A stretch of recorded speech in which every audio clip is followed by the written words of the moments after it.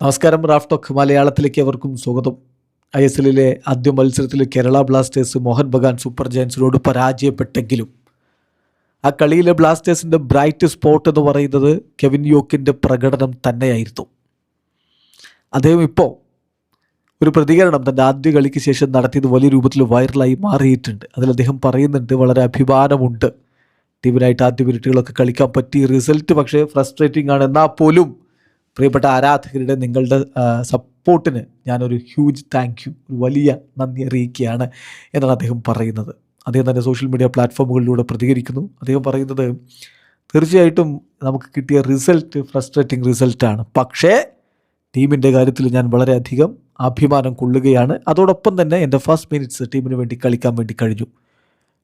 A huge thank you to the fans for your support എന്നാണ് ഇപ്പോൾ Kevin yoke പറയുന്നത്. വലിയ രൂപത്തിൽ അദ്ദേഹം തൻ്റെ സന്തോഷം പ്രകടിപ്പിക്കുകയാണ്. വീണ്ടും അദ്ദേഹം നീണ്ട ഇടവേളയ്ക്ക് ശേഷം കളിക്കളത്തിലേക്ക് മടങ്ങിയെത്തിയതാണല്ലോ. അതോടൊപ്പം തന്നെ ഇനിയിപ്പോൾ ബ്ലാസ്റ്റേഴ്സിൻ്റെ അടുത്ത മത്സരത്തിനായിട്ടുള്ള ആരാധകരുടെ കാത്തിരിപ്പാണ്. അടുത്ത മത്സരം എന്ന് പറയുമ്പോൾ കൊച്ചിയിലാണ് നടക്കുന്നത്. ഫെബ്രുവരി 22 രാത്രി ഇന്ത്യൻ സമയം 7:30 മുംബൈ സിറ്റി FC-ക്കെതിരെയാണ് കളി നടക്കുന്നത്. അപ്പോൾ ഇന്നലെ കൊച്ചി സ്റ്റേഡിയത്തിൻ്റെ കുറേ ചിത്രങ്ങളൊക്കെ പുറത്തേക്ക് വന്നുകൊണ്ട് അവിടെ ഫ്ലഡ് ലൈറ്റ് ഇല്ല എന്നൊക്കെയുള്ള വാർത്തകളൊക്കെ വന്നിട്ടുണ്ടായിരുന്നല്ലോ. പക്ഷേ ഫ്ലഡ് ലൈറ്റൊക്കെ അതിന് മുമ്പ് തന്നെ ഇൻസ്റ്റാൾ ചെയ്യും.